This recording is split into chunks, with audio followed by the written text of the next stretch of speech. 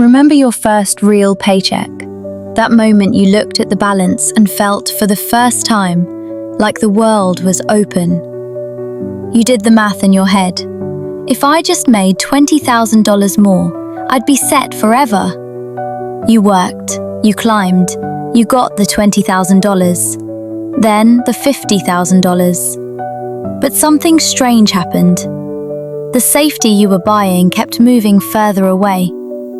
You're earning more than your parents ever dreamed of, yet you're still checking your bank app before you buy a flight or a toaster. This is the expansion glitch, and you aren't alone. Let's look at Alex. Alex just got a senior title. He celebrated by moving into a senior neighborhood.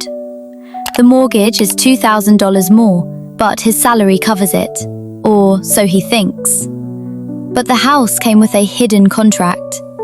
The neighbors have a certain lawn service. Their kids go to a certain camp. The senior title requires a senior wardrobe. Alex didn't just buy a house, he bought a maintenance tier. He is now the custodian of a lifestyle that requires 100% of his energy just to keep the lights on. He isn't wealthy, he's just a high-income tenant in his own life. Why doesn't Alex just stop? Because of social debt.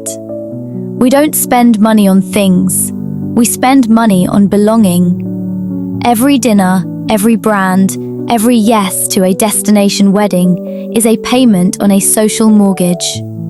We are terrified that if we stop performing success, we will be exiled from the tribe. We are using 10,000-year-old survival instincts to justify a life that is killing our bank accounts. In 2026, the sinkhole is deeper. We have AI tools that make us faster and apps that make spending frictionless. The world is designed to catch every extra dollar you make before it even hits your pocket. You are being optimized for exhaustion. You are a ghost in a machine that eats gold and spits out convenience. A convenience you're too tired to actually enjoy. So, how do we break the glitch? We practice aggressive stagnation. Wealth isn't what you earn, it's the gap. It's the distance between your income and your ego. 1. Freeze the baseline. Next time you get a raise, don't move, don't upgrade.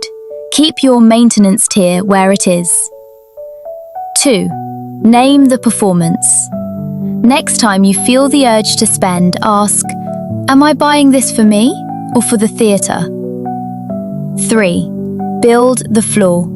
Stop looking at your ceiling. Build a floor so solid that you could stop working tomorrow and still be okay. You don't owe the world a performance of success. You owe yourself the reality of freedom.